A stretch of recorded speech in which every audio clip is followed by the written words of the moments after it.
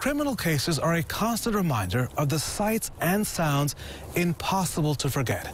A night when people ran from the flames and held on to faith and family. The moonlight's surrender to daylight lets Christina Hunter run while the crickets roar. For me, running has always been a thankful exercise.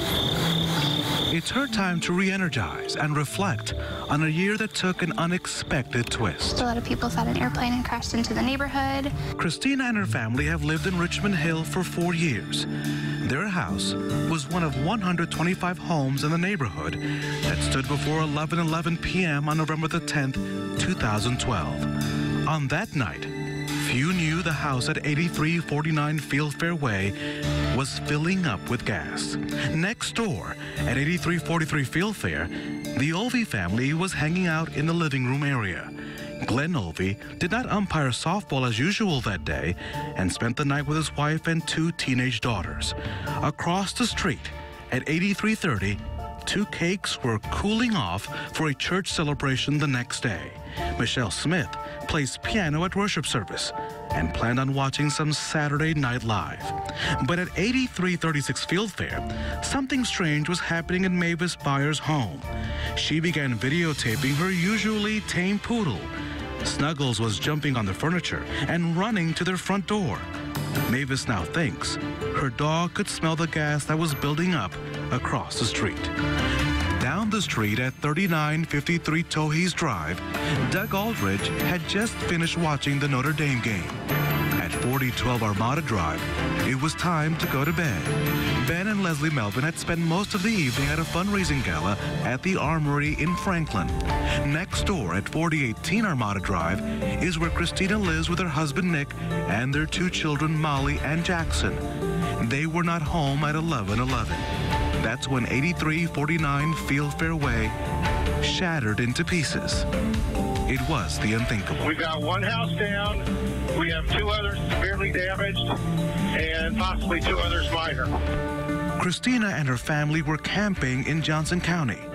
Once they heard what was unfolding in their neighborhood, they turned to their smartphones to pull up their security cameras. We could see the smoke, we could see, we could hear people, and then all of a sudden it went dark.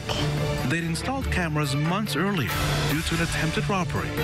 So for the first time, we now see and hear the boom and flash of light that forced many people out of their homes.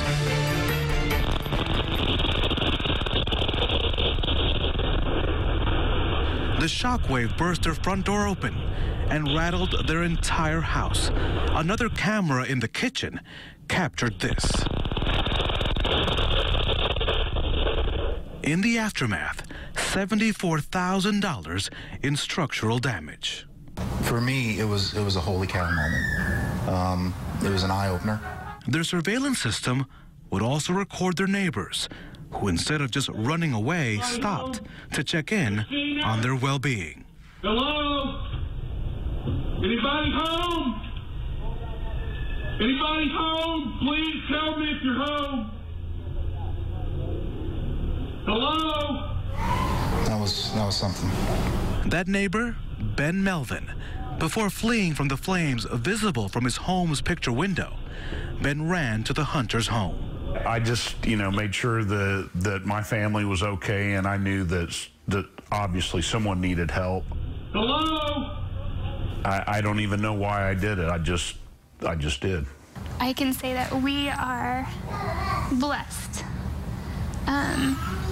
Not only because we got to see that kind of spirit and that kind of courage, but we're blessed because through this, we've gotten to know even more of our neighbors that go to and rush in and don't run away. Christina's route, her routine, provide daily reminders, though it's never easy to pass the property where her neighbors died.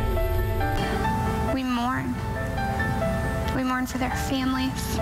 We mourn for, that's a loss, an unimaginable loss. So she runs, not from what happened, but to what lies beyond the horizon.